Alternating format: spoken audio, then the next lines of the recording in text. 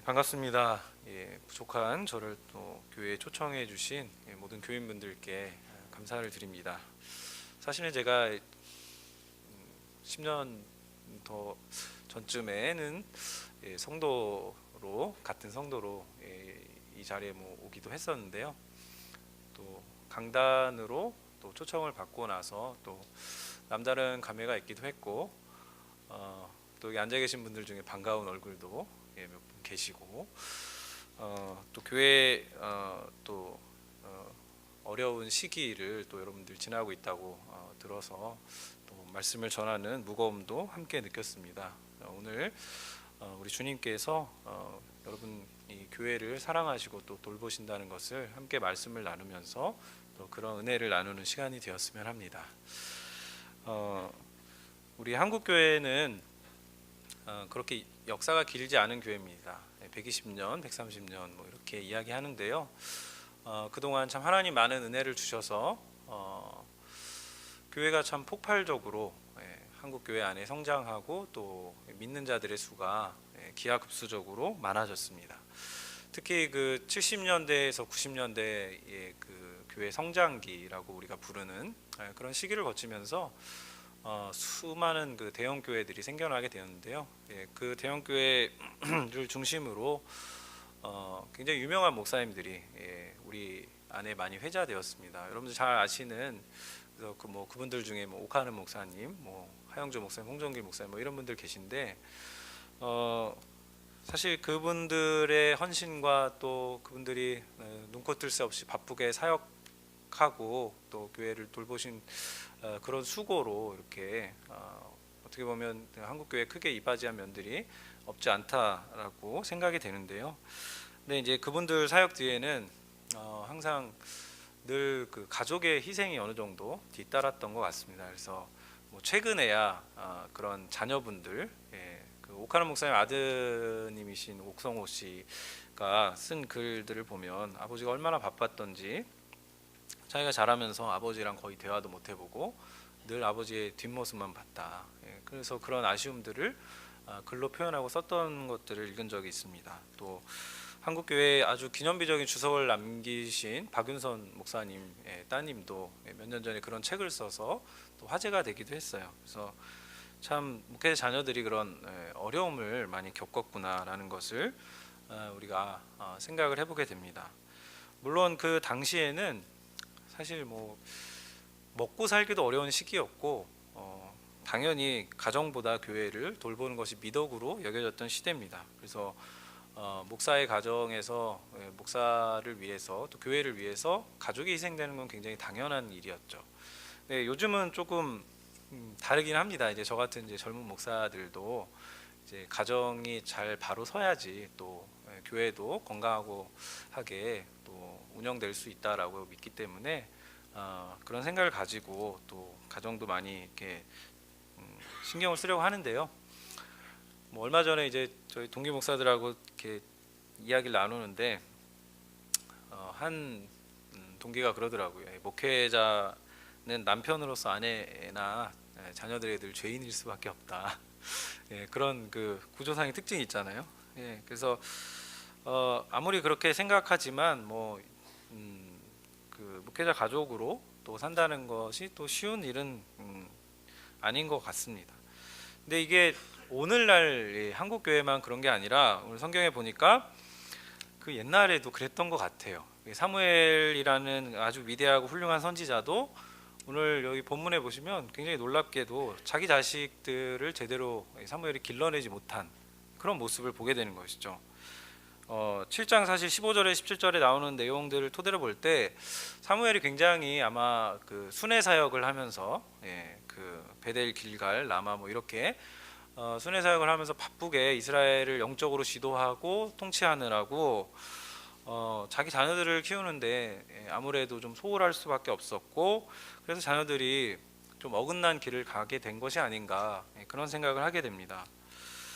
그래서 오늘 본문 1절에 보시면 이런 표현이 나오죠. 사무엘이 늙음에, 늙음에.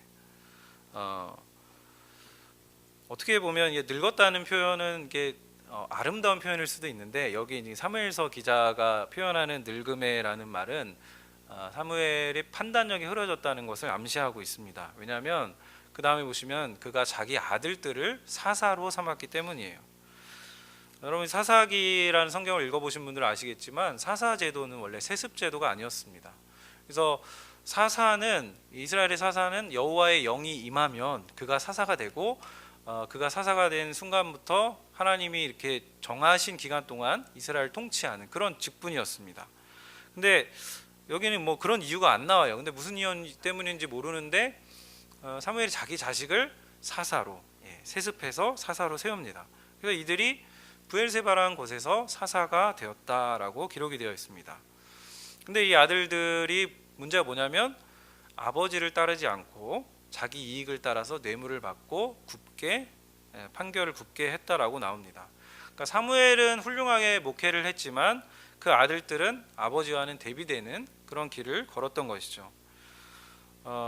이게 이제 사무엘 개인에게는 좀 가슴이 아픈 일인데 이스라엘 백성에게는 어떻게 보면 좋은 기회가 됐던 것 같아요. 이스라엘 백성들이 이런 상황에서 사무엘을 찾아오는 것이죠. 근데 이 사무엘을 찾아올 때 그냥 찾아온 게 아니라 이미 아마 그 이스라엘 장로들끼리 한번 회의를 했던 것 같아요. 그래서 뜻을 모아가지고 사무엘에게 이렇게 요구를 하자라고 해서 지금 사무엘을 찾아온 장면이 오늘 기록되어 있습니다. 그래서 이 사람들이 무슨 이야기를 가지고 찾아왔냐? 그게 5절에 나와 있는데요. 5절을 다시 한번 같이 읽어볼까요? 시작. 그에게 이르되 보소서 당신은 늙고 당신의 아들들은 당신의 행위를 따르지 아니하니 모든 나라와 같이 우리에게 왕을 세워 우리를 다스리게 하소서 한지라. 아멘. 이스라엘 백성들이 두 가지 이유를 대고 있어요. 여기 보시면 첫째는 당신이 늙었다라는 것입니다. 서럽게 왜 늙었다고 뭐라 그러는지. 근데 사무엘이 늙긴 했지만 사실 이 앞에 그런 내용들을 보면 하나님이 사무엘로 인해서 이스라엘의 영적인 방황, 도덕적인 방황 이런 것들을 끝내시고 이스라엘에 어느 정도의 안정기를 주셨는데 당신이 늙었기 때문이라는 그런 이유를 대고 있습니다. 두 번째로는 당신의 아들들이 당신과 같지 않다는 것이죠. 그러니까 미래가 안 보인다는 거예요. 사무엘 당신 때는 괜찮은데 당신 이후로는 좀 문제가 있지 않냐. 근데 사실 그 사무엘 아들들은 아직까지도 영향력이 굉장히 미미합니다. 왜냐하면 이 사람들이 아까 어디에서 사사가 됐다고 제가 말씀드렸나요? 브엘세바라는데. 그래서 좀 다 아시듯이 우리 백두에서 할라까지 이런 말처럼 단에서부터 브엘세바. 그러니까 브엘세바는 이스라엘의 최남단입니다. 그러면 지역적으로 보면 여러분 최남단에 있는 그 곳에서 사사가 됐다는 얘기거든요. 그럼 별로 사실은 영향력이 미미할 수밖에 없는 그런 아직은 굉장히 그 어린 영적으로 어린 사사의 그런 역할을 수행했을 뿐인데 그런 것들을 핑계로 해서 지금 이스라엘 백성들이 자기들의 요구를 지금 사무엘에게 이야기합니다. 그 요구가 무엇이냐면 이것이죠. 모든 나라와 같이 우리에게 왕을 주어서 우리를 다스리게 해주십시오. 근데 여기서 중요한 건 모든 나라와 같이란 말입니다. 모든 나라와 같이, 이방 나라와 같이 우리에게 왕을 주십시오. 이스라엘 사람들은 지금 사사 제도가 지금 사무엘로 인해서 평화롭게 잘 굴러가고 있는데 왜 왕정을 요구하고 있을까요? 왕을 요구하고 있을까요? 저는 이제 그런 이스라엘이 접한 상황을 좀 생각해 보면 가장 큰 이유는 군사적인 필요 때문이었다라고 생각이 됩니다. 왜냐하면 당시 이스라엘의 주변 나라들은 다 왕이 있었거든요. 왕이 있었고 군인들이 다 있었어요. 그래서 상비군, 우리도 지금 군대 제도가 있는데 상비군이 항상 있어서 언제든지 전투에 임하고 전쟁에 나갈 수 있는, 그리고 전쟁을 위한 예산이 준비되어 있는 그런 국가의 형태를 취했는데 지금 이 이스라엘은 그런 체제가 아니었단 말이죠. 사사 제도는 지파들이 그냥 연합해 있는, 아주 느슨하게 지금 엮여 있는 그런 연맹체였기 때문에 따로 군인이 있는 게 아니라 사사기 같은 성경에 보면 어떻게 해요? 사사를 하나님 부르셨어요. 하나님 영이 확 임했어요. 그러면 나팔 같은 걸 뿌 불면은 그 주변에 있는 그냥 몇 지파 정도만 이게 농사일하다가 갑자기 나팔이 들리네. 그래서 막 모여가지고 전쟁에 참여하는. 그러니까 군인이 아닌 사람들이 전쟁에 참여해서 하나님이 도우셔서 그 전쟁을 이기는 이런 식의 패턴이 반복됐단 말이죠. 그래서 이게 우리가 사사기라는 성경을 전지적 시점으로 봐서 전지적 시점으로 보기 때문에 영적으로 이스라엘이 부패하고 도덕적으로 부패했기 때문에 하나님이 이스라엘의 어떻게 보면 징계를 내리시고 그 징계의 형태가 이방 나라의 괴롭힘을 받는 형태였고, 이방 나라의 괴롭힘을 받으면서 이제 하나님께 부르짖을 때 하나님이 구원하는 방편으로 이 사사를 통해서 구원하신단 말이죠. 근데 이게 영적으로 보면 이런데 우리는 근데 현실적으로 보면 믿음이 없는 관점에서 보면 이게 너무 약한 이 이스라엘이라는 나라가 너무 약한 체제인 거예요. 주변에 강력한 군대, 철기 문명을 가진 블레셋이나 이런 군대에 비해서 우리는 너무 약할 수밖에 없다. 그러니까 현실적인 필요는 군대가 있어야 된다. 근데 군대를 모으려면 뭐가 필요하냐면 권력이 필요한 거죠. 그 군대를 모을 수 있는 권력, 그 권력을 모으기 위해서는 왕이 필요한 겁니다. 그래서 두 번째로는 그래서 군사적 필요가 있고, 이 왕을 세워서 뭘 하냐면 주변 나라들을 보면 군대도 있을 뿐만 아니라 그 강력한 왕권을 중심으로 뭐 신전도 으리으리하게 짓고, 이스라엘의 하나님 어디 계세요? 그냥 텐트 이런 데 계시잖아요. 근데 이방 나라들은 신전 의리하게 짓고 경기장 이런 것도, 여러분 삼손이 무너뜨렸던 그런 경기장 생각해 보시면 엄청난 건축물들 이런 걸 짓는단 말이죠. 그래서 다른 사람들이 보기에 되게 문명이 발달한 아주 훌륭한 나라다라고 생각할 수밖에 없는, 그래서 이런 건축이나 이런 군사적인 강력함, 그리고 그것을 토대로 건축의 프로젝트나 이런 것들을 통해서 경제적 부흥까지도 같이 꾀하는 그런 생각을 아마 이스라엘이 하지 않았을까. 그래서 이것을 통해서 나라가 앞으로 평안하고 부강하게 하고자 하는 이스라엘 장로들, 어떻게 보면 머리가 좀 있는 이 리더십들, 또 이스라엘 백성들이 그런 생각을 품고서 지금 사무엘에게 이런 요구를 한 겁니다. 그래서 겉으로 보기에는 여러분 이게 별로 그 문제 있는 요구는 아닙니다. 이 주변에 이런데 지금 우리가 이런 걸 대비를 해야지. 그래서 우리도 국력을 키우고 또 우리도 그래야 빼앗기지 않고 안정되게 평화롭게 잘 살 수 있지 않냐, 이런 요구를 하는 거잖아요. 근데 이게 뭐가 문제인가? 뭐가 문제입니까, 여러분? 이스라엘이라는 나라가 독특한 나라이기 때문입니다. 이스라엘이라는 나라는 하나님과 언약을 한 나라예요. 이스라엘 백성은 하나님과 언약을 한 백성들이란 말이죠. 그래서 이스라엘은 군대가 이스라엘을 지키는 게 아니라 누가 이스라엘을 지킵니까? 하나님이 이스라엘을 지키시는 거예요.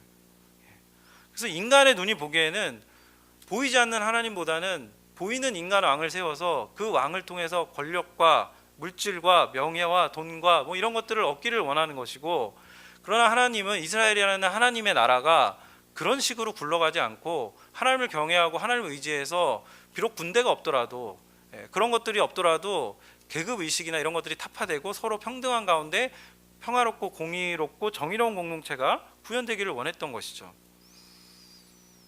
오늘날도 여러분 이게 마찬가지입니다. 그 한국교회 교인들이 하나님이 통치하시는 그런 교회, 하나님이 이렇게 인도하시고 붙드시는 그런 것보다는 어떤 카리스마 있는 목회자가, 저는 이런 보시기 어떠세요? 이렇게 강하지 않죠? 카리스마 있는 목회자를 굉장히 선호합니다. 그래서 보이지 않는 하나님보다 보이는 인간 목사, 인간 리더십, 강력한 카리스마를 가진 그런 리더십들이 세워져서 그 교회를 어떻게 중흥시키고 부흥시키고 이끌까, 이런 사실 이런 데 관심을 기울이거든요. 그래서 이렇게 이스라엘의 장로들, 리더십들, 이스라엘 일반 백성들의 눈에는 지금 이 사사 제도는 시대에 안 맞는 제도고, 이제 앞으로 어떻게 가야 되냐, 왕을 세워서 왕정 제도로 가야 된다라는 강력한 그런 생각, 그들의 결심, 그리고 그래서 그래야 나라가 안정되고 평화롭고 번영할 수 있다라는 그런 심중의 뜻이 쓴 거예요. 그래서 그런 욕심을 가지고 지금 사무엘에게 찾아와서 왕을 주십시오, 왕을 내놓으십시오, 이런 요구를 하고 있는 겁니다. 근데 여러분, 근데 진짜 사사 제도는 그런 제도일까요? 왜 하나님은 이스라엘이 가나안 땅에 정착할 때 그냥 왕을 주시면 됐는데 왕을 왜 안 주시고 사사를 주셨는가?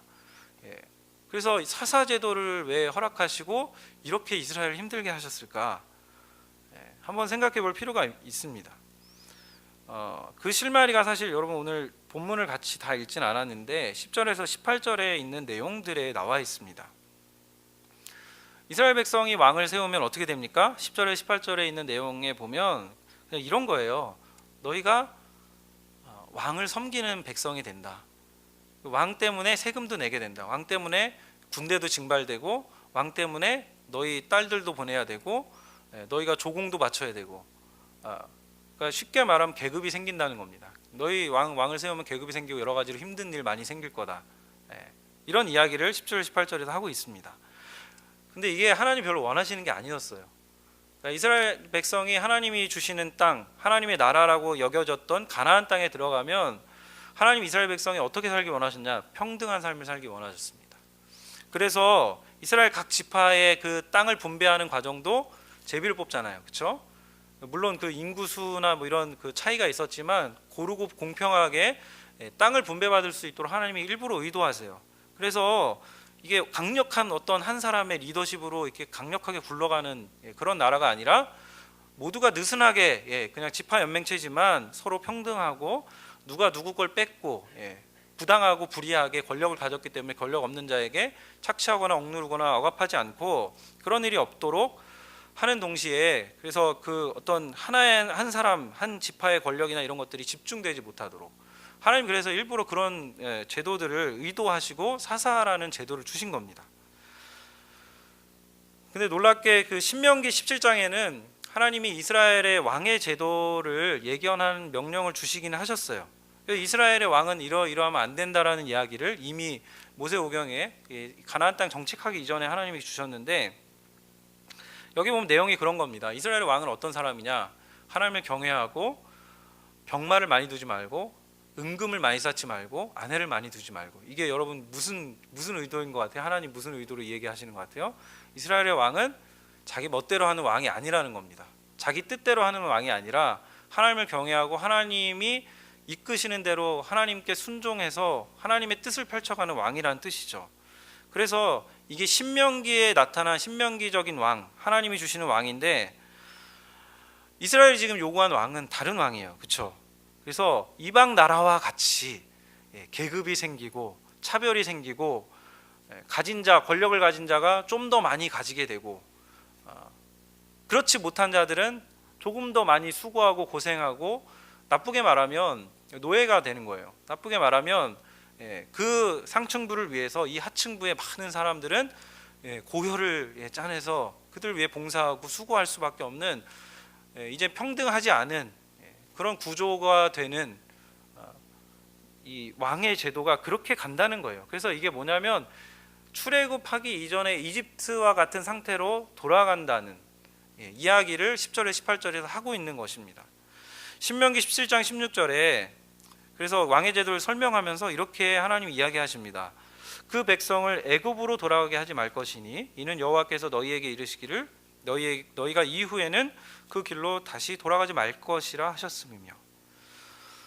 그래서 그 하나님 이스라엘을 왜 건져내셨냐? 이스라엘이 자유민으로 살기 원하셨던 거예요. 가나안 땅에서 서로 평등하게 서로 하나님의 통치를 받고 하나님의 뜻에 따라서 서로 간에 사랑하고 서로 간에 배려하고 서로 간에 계급으로 나누지 않고 차별하지 않고 그렇게 살기를 원하셨는데 지금 이스라엘 백성은 그걸 걷어차버리고 그래도 괜찮으니까 우리가 조금 더 부자가 될 수 있다면 우리가 조금 더 안정될 수 있다면 우리에게 군대만 있다면 우리가 더 잘 살 것 같아요. 이런 그 마음과 욕심을 가지고 지금 이런 요구들을 하고 있는 겁니다. 언뜻 이해가 안 되실 수도 있는데 사실 여러분 너무 잘 이해가 되는 얘기예요. 여러분 투표하실 때 누구한테 투표하세요? 잘 먹고 잘 살게 해줄 것 같은 리더. 그러니까 상관없어요. 이렇게 뭐 당이 뭐 정치 성향이 뭐 그런 건 상관없어요. 잘 먹고 잘 살게 내 배 불리게 해줄 것 같은 그 사람한테 투표하잖아요. 그러니까 이스라엘 백성들도 마찬가지로 그런 사람을 우리에게 달라는 거예요. 이거 너무 체제는 불안하다. 그동안 너무 힘들었다. 그래서 왕을 달라는 것이죠. 이런 이스라엘의 모습을 보면서 여러분, 인간의 탐욕과 욕망이 얼마나 크고, 그러니까 조금 더 안정되고 조금 더 부하고 조금 더 잘 살고 싶은 그런 욕망이 얼마나 크고, 그래서 그런 욕망을 키워갈 때 하나님을 버리는 게 반면으로 얼마나 쉬운 것인지를 오늘 본문이 우리에게 보여주고 있는 것입니다. 여러분, 사무엘의 입장에 생각해 보면, 여러분, 사무엘은 수십 년을 지금 이스라엘 사사로 이스라엘을 섬겼어요. 사무엘이란 인물이 여러분 어떻게 선택됐고 어떻게 태어났고 어떻게 자라왔고 어떻게 이스라엘의 사사가 됐는지 여러분 잘 아실 겁니다. 그럼 그걸 아신다면 사무엘이 어떤 영적 부흥을 일으켰고 사무엘이 이스라엘에 어떤 영향력을 미쳤는지 아신다면, 이렇게 수십 년 동안 사무엘이 섬기고 애쓰고 수고했는데 결국 열매가 뭐였습니까? 싫다는 거예요.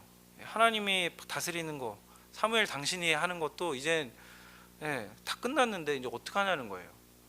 목회 그 사무엘의 이 여정의 목회 여정의 그 열매가 너무나 쓰디쓴 것이었습니다. 이스라엘 백성이 결국은 사무엘도 버리고 하나님을 버리는 겁니다. 그래서 하나님이 이때 여기 본문에 보시면 하나님이 이 7절에 보시면 사무엘에게 나타나셔서 이렇게 위로하시죠. 우리 7절 한번 읽어볼까요? 같이 읽겠습니다. 여호와께서 사무엘에게 이르시되 백성이 내게 한 말을 다 들으라. 이는 그들이 너를 버림이 아니요 나를 버려 자기들의 왕이 되지 못하게 함이니라. 아멘. 하나님, 사무엘이 마음이 상했어요. 그렇죠? 백성의 요구를 듣고 마음이 상했어요. 근데 하나님이 위로해 주세요. 어떻게 위로하시냐? 너를 버린 게 아니라 나를 버린 거야. 그러면서 사실 8절에 그 이어서 보시면 너는 지금 몇십 년 목회하고 지금 배신당했지. 나는 이 백성을 이집트에서부터 구원한 날부터 지금까지 계속 그래 왔어. 너 너무 많이 속이 상하지? 나는 계속 그랬어. 너는 지금 네가 속이 상하고 마음이 답답하고 그런 건 아무것도 아니야. 그러니까 하나님 그렇게 얘기하시는 것 같아요. 이스라엘 백성에게 하나님, 어떻게 보면 하나님은 계속 거절당하신 거예요. 계속 내가 널 사랑한다 얘기하는데 이스라엘 백성은 계속 정신 못 차리고 하나님이 원하시는 것과 반대 방향으로. 그래서 하나님 마음을 전해주시고 그냥 왕 줘 이렇게 얘기하십니다. 마지막으로 남는 질문은 하나님 왜 근데 이스라엘 백성이 잘못된 요구를 하고 있잖아요 지금. 근데 그걸 알면서도 왜 허락하셨을까요? 첫째로는 이게 뭐 우리랑도 비슷한데요. 그냥 그렇게 하나님 두시는 거예요. 그냥 잘못된 거를 요구하고 잘못된 것을 기도하고 잘못된 것을 구했을 때 그냥 그렇게 이루게 하세요 하나님이. 그러면 어떻게 돼요? 고난이 옵니다. 반드시 어려움이 찾아오는 거예요. 그 어려움이 찾아오면 전에는 깨닫지 못했는데 어려움을 통해서 스스로 깨닫도록 하십니다 하나님. 그래서 그 깨달음을 통해서 시행착오를 통해서 하나님을 섬기는 것이 어떤 것인가를 우리로 하여금 배우게 하시는, 이게 그 하나님의 의도, 이스라엘 백성을 향한 의도가 한 가지 있었던 것 같고요. 두 번째는 하나님이 한 발자국 양보하시면서도 그들의 요구를 통해서 하나님의 뜻을 이루시는 그런 측면이 있는 것 같습니다. 그러니까 하나님이 아예 모르셨던 건 아닐 거예요. 그렇죠? 이스라엘 주변 나라들은 다 강력한 군대가 있고 철기 문명에 있고, 그래서 언제든지 이스라엘은 위협을 받을 수 있는 상황인데 인간이 연약하잖아요. 우리도 그런 어려운 상황 환경에 처하면 믿음이 있는 것 같다가도 막 바람의 물결에 요동치는 것처럼 내가 언제 믿음이 있었는지, 하나님이 언제 나를 도와주는지 잊어버리고 요동하잖아요. 그러니까 이스라엘 백성도 그런 상황인 것을 하나님이 충분히 이해하시고, 그래서 주변 국가들의 상황에 맞춰서 이스라엘이 그런 군대를 준비할 수 있도록 어느 정도 허용해 주시고 요구에 응해 주신 그런 측면이 있었다라고 보고요. 또 한 가지는 이스라엘의 이 현실적 필요를 묵과하지 않으시면서도 이스라엘 백성은 사실 그들의 욕망으로, 그들의 그 욕심으로, 그들의 보기에 옳았다고 생각하는 부국강병의 꿈을 위해서 지금 요구를 하고 있는데, 하나님은 그 요구를 들으시지만 그 요구를 통해서 이스라엘의 왕이 세워지긴 할 거예요. 그러나 하나님이 그 이스라엘에 세워지는 왕은 이스라엘이 요구한 왕이 아니라 하나님 뜻대로 세워지는 왕, 하나님 의도하신 왕이 세워질 거란 말입니다. 그래서 이스라엘의 왕은 다른 이방 나라와 같은 왕을 이스라엘 백성이 원했지만 사실상 이스라엘에 세워지는 이 나중에 세워질 다윗이라는 왕은 어떤 왕입니까? 하나님을 대신하고 대리해서 하나님적 통치를 펼쳐가는 그 왕이 바로 이스라엘의 왕이 될 거랍니다. 그래서 이 동상이몽이에요. 이스라엘 백성은 부국강병하는 왕을 요구해서 그 왕을 세워달라고 요구하지만 하나님은 그걸 수용하시면서도 그들이 요구하는 왕이 아니라 하나님이 의도하시고 하나님 뜻하시는 왕을 이곳에 내가 세워주겠다. 그런 의도를 가지고 아마 왕을 세우는 것을 허락하셨다라고 그렇게 저는 생각을 합니다. 말씀을 정리하고자 합니다, 여러분. 한 세 가지 정도를 제가 생각해 보았습니다. 첫째로는 오늘 말씀을 통해 우리는 사무엘 선지자, 위대한 사무엘, 놀라운 사사라는 선지자도 가정사역에 실패한 것을 보게 됩니다. 인간은 아무리 위대해도 인간일 뿐입니다. 아무리 위대한 정치 지도자, 인간 목회자도 인간일 뿐입니다. 그러므로 우리는 인간을 우상화하는 우를 범하지 않아야 할 것입니다. 또 우리 스스로에게 적용해 보면 내가 아무리 교회의 직분을 잘 수행한다고 하더라도 교회에서 이러저러한 일들을 잘해서 직분을 받고 봉사하고 섬긴다고 하더라도 자식이 올바른 믿음으로부터 벗어나 버리면 그것이 사탄이 가정이나 또 교회를 흔드는 빌미가 될 수 있다는 것을 기억해야 합니다. 제가 교구 사역할 때도 너무 교회를 잘 섬기시고 늘 교회에서 봉사하시고 너무 아름다운 그런 분들이 많아요. 근데 얘기를 좀 해보면 자녀가 교회를 안 나와요. 언제부터 안 나올까요? 고등학교 때부터 안 나와요. 학원 보내니까. 대학교 때 대학을 가면 교회를 나올까요? 교회를 안 나와요. 그런 분들이 굉장히 많아요. 그래서 여러분 이 균형을 잘 생각하시기 바랍니다. 내가 교회에서 직분을 받고 봉사하고 섬기는 것도 중요하지만 동시에 내 아이들을 믿음과 사랑으로 양육하는 이 균형을 여러분 잘 찾아가시는 은혜가 있기를 바랍니다. 둘째로 하나님은 위로하시는 분입니다.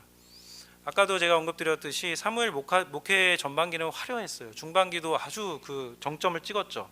근데 후반기 열매는 어떠합니까? 가시와 엉겅퀴가 가득합니다.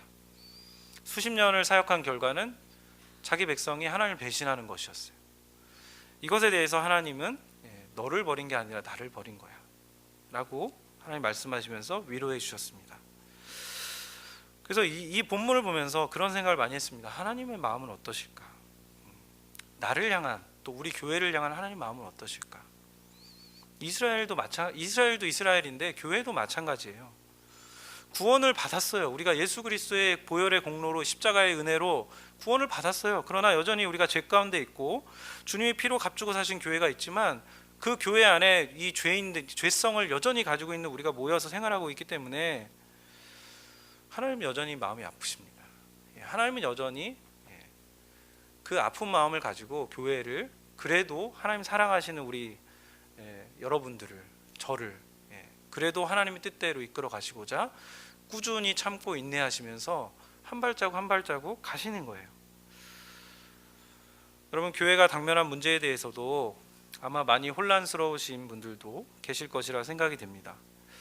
여러분 주님이 당하신 고난 또 주님이 그 제자들과의 관계에서 어떻게 주님이 그들을 사랑하셨고 끝까지 사랑하셨는지를 여러분 생각하시면서 이 시기를 잘 이겨내시고 주님의 위로를 경험하는 그래서 여러분이 어려움을 당하고 있지만 그러나 주님의 위로가 여러분과 함께하는 시간이 되도록 그러한 은혜가 또 하나님 위로하시는 은혜가 있기를 또 간절히 소망합니다. 마지막으로 우리가 드려야 할 기도에 대해 생각했으면 합니다. 아까 우리 사회 보시는 장로님도 그러한 기도에 너무너무 좋은 내용을 담아주셨고 또 이제 기도 청빙위원회가 조직되고 또 기도하자고 말씀하셨는데요. 이스라엘을 잘 보시기 바랍니다. 이스라엘은 어떤 왕을 요구했습니까? 이방 나라와 같은 왕을 요구했어요. 이스라엘 백성이 보기엔 그게 옳은 것이었습니다. 애국하는 것이었습니다. 잘 될 것 같은 길이었습니다. 그러나 말씀을 통해 보았을 때는 이스라엘 백성의 요구는 하나님의 뜻과 다른 길이었습니다. 하나님을 버리는 길이었습니다. 우리가 이 시기에 교회를 위해 기도할 때도 마찬가지일 것 같습니다. 주님 앞에서 우리가 정말 겸손할 필요가 있습니다. 왜냐하면 우리가 욕망하는 존재이기 때문입니다. 인간은 모두 욕망이 있어요. 그래서 어떤 목회자도, 한 교회의 목회자도, 어떤 목회자 서로 다 달라요. 기대치 다르고 요구도 다르고 그 상도 다르고. 그런 게 여러분이 각각이 지금 뭐 예를 들어 100명이 계시다면 100명이 저마다 다른 거예요. 그럼 그것이 어떻게 하나가 될 수 있을까요? 하나가 되기 위해 우리가 기도해야 할 것입니다. 교회의 주인은 인간이 아닙니다. 교회의 주인은 그리스도이십니다. 교회의 머리는 예수 그리스도예요. 인간의 눈에 보기에 적합한 인물이 아니라 하나님 보시기에 적합한 인물을, 적합한 목자를 여러분 세워야 합니다. 사무엘도 실수했습니다. 잘 아시죠? 이새의 집에 찾아가서 하나님이 기름 부을 자를 예비했다고 했는데 누가 처음에 나타납니까? 첫째 아들부터 다윗만 빼고 다 나타났죠. 근데 첫째 아들 엘리압을 보고서 사무엘이 키가 훤칠하고 잘생기고 인물 좋고 하니까 어떻게 해요? 야, 하나님이 이 사람 뽑으셨나 보다 그랬어요. 근데 하나님이 그때 말씀하시죠. 야, 너 외모 보지 마. 나는 얘 버렸어. 이렇게 얘기하세요. 사람은 외모를 보거니와 나 여호와는 중심을 보느니라. 하나님 이렇게 말씀하십니다. 우리는 어떤 기도를 드려야 할까? 저는 예수님이 이미 우리에게 가르쳐 주셨다라고 생각합니다. 주기도문 안에 그 기도가 담겨 있죠. 주님의 뜻을 이루어 주십시오. 우리 교회를 향한 주님의 뜻을 이루어 주십시오. 내 욕망과 요구와 기대 드려도 됩니다. 내 기대와 바람을 하나님 앞에 올려드려요. 그러나 마지막에는 어떤 기도를 우리가 올려드려야 할까요? 그러나 나의 원대로 마시고 주님의 뜻이 이루어지는 이 청빙의 과정이 되기를 위해서 기도합니다. 주님의 뜻을 이루어 주십시오. 이렇게 기도할 수 있는 여러분 되시기를 소망합니다. 이스라엘은 잘못된 것을 구했습니다. 그러나 하나님은 주권적으로 하나님의 마음에 합한 왕을 세우셨습니다. 마찬가지로 여러분 교회가 당면한 어려움을 잘 이겨내는 이 과정을 통해서 하나님께서 여러분에게 우리 새물교회 교회에 좋은 목자를 보내주시고 또 여러분의 마음이 이 과정을 통해 하나로 모아지고 교회가 평안과 평강을 다시 되찾는 그런 은혜가 있기를 간절히 축원합니다. 기도하겠습니다. 하나님 아버지 감사합니다. 하나님 우리가 이 어려운 시기에도 예배함으로 모여서 하나님께 영광을 돌리고 하나님의 뜻을 구하고 하나님 앞에 기도하며 나아가고 있습니다.